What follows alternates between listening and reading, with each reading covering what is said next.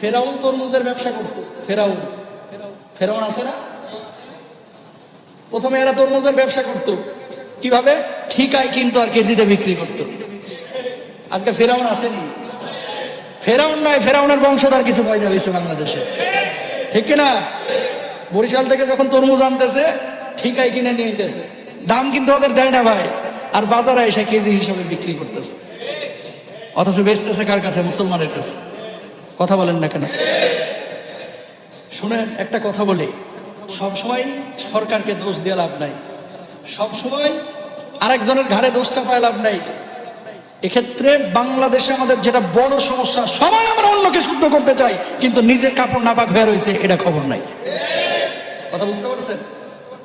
কারণ বাজারে হানা দিল, আমার তো আড়াইটায় লাইভ বলছি না প্রতিদিন, আজকেও তো আড়াইটায় যে ওখানে থাকতে হবে। মাঝে মাঝে দেখি ভোক্তা অধিকার আছে না, মানে সরকার যাদেরকে দায়িত্ব দিয়েছে, এরা যখন আসে, ভাই বিশ্বাস করেন সব ব্যবসায়ী যেন আব্দুল কাদের জিলানির একটা, এদের চাইতে ভালো মানুষ আল্লাহর জমিনে আর বেচতেছিল 300 টাকা করে তরমুজ। কত করে? 300। ছোট ছোট তরমুজ, মাঝারি সাইজের। যেমনি মামারা গেছে সরকারি লোকজন, এবার তো দেখতেছে মামলা দিয়ে দেবে, না স্যার আমি 150 করে বেচতেছি। কত করে? তো 2-5 জনে ডাকছে যে কিরে নাকি 300 করে বেচে না 150 করে? কই এখন সে না 150 শুরু হইলো। ঠিক আছে কিনা শুরু কর, অল্প সময়ের মধ্যে তরমুজ ফিনিশ। বুঝেন নাই কথা?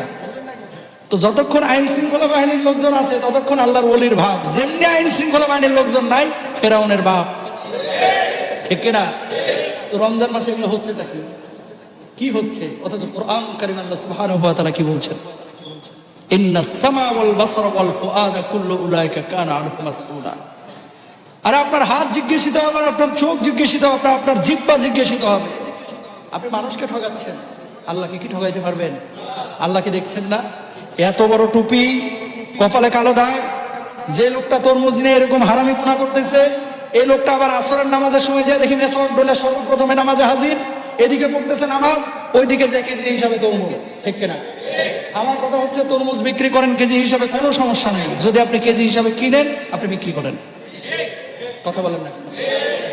আপনি তরমুজ যদি কেজি হিসাবে কিনেন, আপনি এখানে ঢাকায় নিয়ে এসে কেজি হিসাবে বিক্রি করেন, এটা আপনার জন্য জায়েজ। নিয়ে আইবেন, ঠিক আছে, আর এখানে এসে পাবলিকের ঘাড়ে চাপায় দিবেন, এরকম দুশ্মনী করেন না ভাই।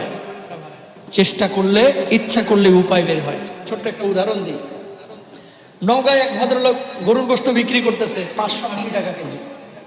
কত কেজি? উনি কি বলছে জানেন? কয় আমি মুসলমান, আমি জানি যদি আমি 750 টাকা করে বিক্রি করি, আমার কেজিতে 100 টাকা অথবা 70 টাকা 80 টাকা আমার লাভ হবে। আরে ভাই, আমার তো এত প্রয়োজন নাই, আমি তো এই 580 টাকা করে বিক্রি করে দেখি 4-5 টাকা আমার লাভ হয়, তো আমার তো 4-5 টাকা লাভ এনাফ। 4-5টা গরু আমি প্রতিদিন বিক্রি করতেছি, আমি কেন মুসলমানদেরকে, রোজাদারদেরকে কষ্ট দেব?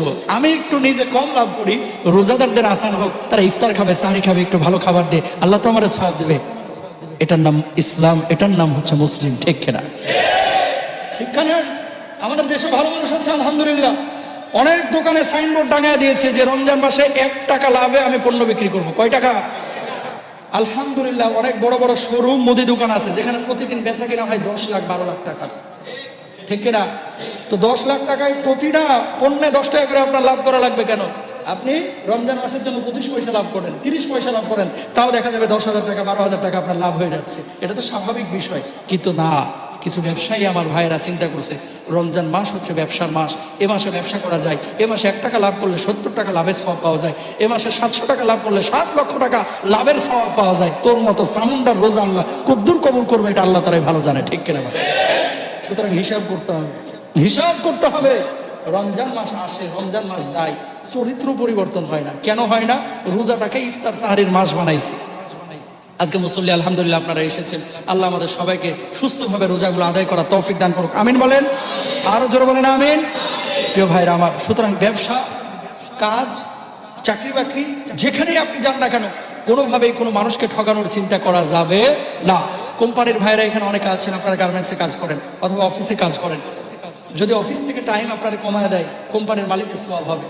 কিন্তু কাজ যদি রোজার অজুহাত দিয়ে আপনি ফাঁকিবাজি করেন, আছে না এরকম, যে রোজা আছি এজন্য ভালো লাগতেছে না, 6 ঘন্টার কাজ আপনি 4 ঘন্টা করে খালি মোবাইল টিপাটিপি করলেন, আরেকজনের এই যে খেয়ানত করলেন, আপনারও কিন্তু রোজার মধ্যে গরমিল হবে। কারণ একজন রোজাদার কখনো আরেকজনকে ঠগাইতে পারে না, একজন রোজাদার খেয়ানত করতে পারে না, একজন রোজাদার আরেকজনের হক নষ্ট করতে পারে না, একজন রোজাদার কখনো আরেকজন মানুষের অধিকার নষ্ট করতে পারে না।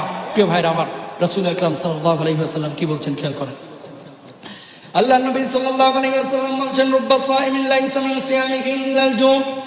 এমন কিছু রোজাদার আছে যে রোজাদাররা শুধুমাত্র রোজা করে, তাদের রোজাটা কোনো উপকার আসে না, ফজিলতপূর্ণ হয় না, শুধুমাত্র অভুক্ত থাকাই হয়। তারা কারা? রোজা রাখলো, রোজা রাখার পরে গাল বন্ধ করলো, রোজা রাখার পরে আরেকজনের হক নষ্ট করলো, রোজা রাখার পরে মিথ্যা কথা ছাড়লো না, রোজা রাখার পরে মানুষকে ঠকানো ছাড়লো না। এর রোজা রাখা আর না রাখা সমানই, কথা ঠিক কিনা? সুতরাং প্রিয় ভাইরা আমার, রমজান মাসে যারা আমরা রোজা রাখছি, আমরা এই বিষয়গুলো খেয়াল করব ইনশাআল্লাহ, বলেন। তাহলে আমরা প্রথমে যে বিষয়টি বলছিলাম যে ক্ষমা আমরা আল্লাহর কাছে পাবো, কিন্তু এমন পাপ করা যাবে না যে পাপের চিহ্ন মরার পরে দুনিয়াতে থাকবে, এমন পাপ করা যাবে না যেটা বান্দার হকের সাথে সম্পৃক্ত, এমন পাপ করা যাবে না যেটা শিরকের সাথে সম্পৃক্ত।